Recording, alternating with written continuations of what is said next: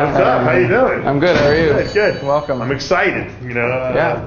I've done massages. We've done all kinds of different therapeutics, and you're the first practitioner I've gone to actually get some acupuncture. Acupuncture is a very exciting, very old but new to America practice, and it will be well suited to anything. Well, it's funny because I've had some acupuncture treatments in the past, a long time ago, probably 15, 20 years ago, and I have different problems now as I've gotten a little older. So, our bodybuilding community is chock full of injuries and all kinds of nerve imbalances and muscle imbalances, and I think this is something that they can wrap their hands around, so to speak. Absolutely. Acupuncture herbs together are great for treating any kind of musculoskeletal problems, sprained neck, sprained back, whatever you've got, tendinitis. It's going to be very helpful.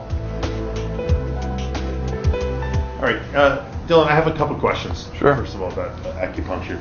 Number one, I have a couple problems. I have arthritic shoulders. I have a knee that's screwed up. Just had surgery on recently. I have congestion now. I don't know why I'm all this things. Like, can you treat multiple things at one time in one acupuncture session? Sure. I wouldn't treat all three at once. I think it's really important to have a specific and targeted message that you're sending the body with the acupuncture treatment. So maybe I would focus on two of the three. Sure. And maybe we could incorporate something like ear acupuncture or cupping to treat one problem, and then focus the main body acupuncture on another issue. And that way we can now explain to our audience what exactly acupuncture does, because people think of acupuncture as people sticking needles inside of people. Right. First of all, the needles are very thin. Explain what's done. Well, so it's important to know a few things. First is acupuncture needles are single use only and sterilized. You're the only person that they'll ever touch. Secondly, they're only marginally thicker than a human hair. You could tie a knot in an acupuncture needle. Really? Yeah. I didn't know that. Yeah. They're also, when you think about them in comparison to the needle a doctor would use to draw your blood, you could fit probably 20, maybe 30 acupuncture needles inside the needle a doctor would use to draw your blood. Wow. Now, how do they even make these things? They're so thin. Magical machines. I don't know. Lasers, fancy stuff. And they're all stainless steel. It's not. And what do you do? What is the needle actually doing to the body when you put it in there? What's happening when an acupuncture needle is put into through the skin into the fascia? You're changing the nature of the fibers near the needle. Either you're wrapping them around the needle or you're relaxing them around the needle. And what happens is there's a local release of neurotransmitters and beta endorphins that then travel upstream back to the central nervous system. That gives you that relaxed feeling. That's the runner's high. That's the relaxed feeling that you get from acupuncture. It's also a way to relax a spasm or create some kind of local relief if you're having a localized problem, as opposed to a systemic one. Sure. From a more traditional philosophy, you're regulating the balance of qi and blood. Qi is the vital force of the body, and when qi doesn't flow smoothly, you get pain. So think of a highway in traffic. Nobody wants to drive on a highway in traffic. It just sucks. Sure. So the needles help to smooth that flow and allow things to go easily, and that relieves the pain. And we're not talking blood flow, we're talking energy flow. Energy flow, and then with the energy, we also have the blood. The blood and the energy travel together. Yeah. I see. So now, is acupuncture more potent at curing pain? Well, it's well known for curing pain. I hesitate to say curing, but relieving pain. It came to this country following a trip that Nixon took to China. One of the reporters that were in his press corps had his appendix removed with only acupuncture for anesthesia. Wow. So he wrote an article about it in the New York Times. People know about it for pain relief. You're not doing any appendix surgery? No appendectomies here, I promise. You will leave with all of your internal organs. Anyway, they've already taken it out. So all right. It's a waste of our time. Yeah. So it's well known for that. In China, it's used for everything from, infertility to back pain to digestive problems, insomnia. All right. So let's say I have arthritic shoulders. Right. They're a little achy. Obviously, I would like the cartilage to start growing back. I don't know if we can do that, but I also have some congestion stuff going on. Sure. Would that be two things we could possibly address? Yeah, we can definitely work on that. Acupuncture is great for shoulders because shoulders are really poorly vascularized. So acupuncture has been shown to increase blood flow. I need that. And that will help heal the tissue. And now when I tell you, all right, here's my problems, in your mind, what do you do to assess that? Do you know certain points that you would Sure. stimulate? Is that what There for the shoulder for congestion there are standard points that you'd read in a textbook, but we would talk more about you in general, how your health is in general, and tailor the treatment to you. Chinese medicine isn't about textbook treatments. There's no one size fits all. It's always customized to the individual. Doesn't feel so.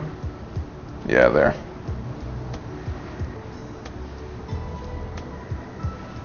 So I'm going to start with your shoulder right here and spread out. I can wrap. What does the cupping do exactly? So the reason we do cupping, I personally don't like using local needling.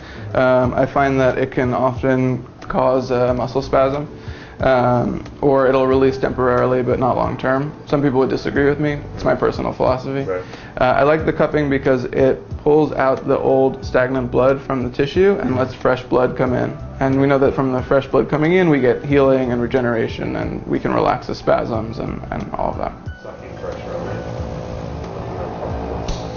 Yeah, it's just a strong suction.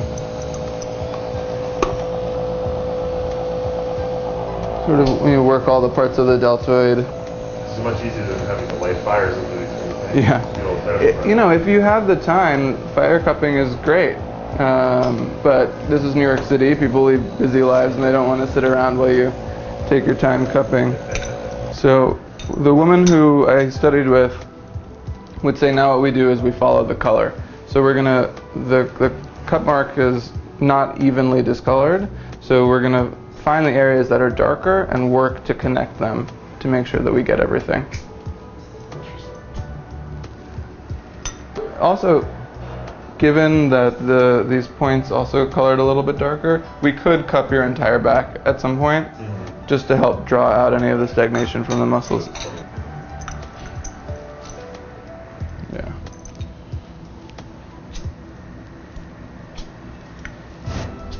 And people who say things like, oh, you know, cupping doesn't really work, doesn't mean anything. Well, if it doesn't mean anything, then why does some of the cup color and some of it not color? You know, it's telling you something's going on, something's different. What I notice, what I feel is I almost feel like very peaceful right now. I don't know, like I can't even ask you questions. I don't even want to talk. I don't know. And usually I can't stop talking. Does that have anything to do with what you're doing? That is that beta endorphin rush. That's the release of neurotransmitters that we get from manipulating the tissues. I'm serious. I really feel this very relaxed. The blood is flowing normally, so the body tissues are all full of blood and getting their nutrition, their oxygen, and all of that. It's really the same for bodybuilding, you know, too. I mean, as a bodybuilder, you don't take great days off and rest Sure. and recover. The muscles don't grow and respond. Sure. And I imagine that the nature of a competition is stressful, and you need to rest from that kind of intensity also. And that's another place where acupuncture can be helpful because it is so relaxing. Pre-competition can... A lot of bodybuilders now, you do go for regular massages once, even twice a week, and what the advantage of acupuncture, I guess, would be to help detoxify the tissues even more so. Sure. Capacity, I guess. Definitely. And we have something called ear seeds. They're little seeds on a piece of Band-Aid that we can put in the ears, and patients can take away. They can wear them for up to a week. And what do they They press on the points that help relax the body. So we can be used for anything. Johnny and I could use a few beads before we leave here. We'll give you some beads. Load up the body with too many needles.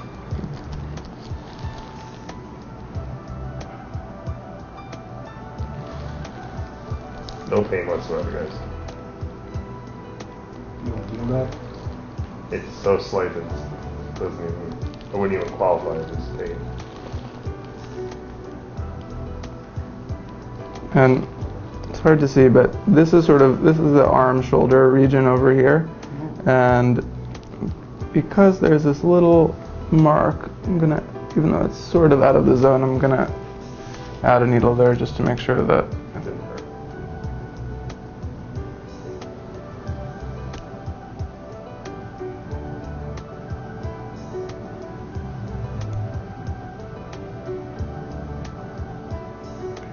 Now, move your opposite side shoulder. So I was just saying that it's good to do a little bit of massage after the treatment just to consolidate our efforts, make sure that the body really got the message that we want to relax the neck and shoulders. Also, for somebody who has chronic congestion, to do a little neck massage will help drain, allow the fluid to drain and help relieve the congestion in the head. So we open the neck, relax the attachments in the neck and the occiput, and work on the jaw if the jaw is tight. It feels okay. And then work our way down. And in general with massage, you want to take a whole approach where you're working on the neck in general and then focusing on small areas that need help. And then do, again, just a whole neck and shoulder. And for Chinese medicine, we call this kind of massage Tui Na, or Chinese medical massage. It's a little bit different than what your average LMT does. Dave came in for shoulder pain and congestion. We worked on the upper back also, which is a place where he holds some tension. We used cupping to release the tissues locally. We used acupuncture in the hands and legs to help release the tension from further away. I always follow up with a little bit of medical massage, Tui Na massage, to help consolidate the treatment and make sure that our message of relaxing those areas really was heard by the body. And I usually say that people should receive treatment once a week for 6 to 8 weeks and then evaluate again at that point. Well, my treatment has been complete, and I have to tell you, I feel unbelievably relaxed. I actually fell asleep while I had the needles in me during the relaxation stage before Dylan came in and did the final massage to kind of put the whole, I guess, treatment into a holistic type of approach. I actually have some marks. I thought I got tattooed. I looked in the mirror, I thought it was tattooed. It's like I got my shoulders tattooed. I might actually, it's kind of a cool design actually if you take a look. Luckily in 7 days my tattoo will disappear. I would definitely come back here. I got to be honest with you. I feel that the recovery that you get from not only just, a lot of us go for massages, but the acupuncture aspect, the cupping aspect, the detoxification that occurs with all that, and the resuming of energy flow to your body, I think is a definite necessity for bodybuilders who abuse our bodies in the gym physically and probably have a lot of stagnations and blockages and adhesion buildup. I think that this would be a great modality to incorporate into your bodybuilding routine, into your lifestyle, and if you're a professional or top-level bodybuilder, into your recovery. Because once again, you can only grow as well as you can recover. And this is definitely another new modality that I'm going to bring you guys here only on rxmuscle.com. Check out Dylan's website and email him for questions and look for his upcoming Q&A only on rxmuscle.com.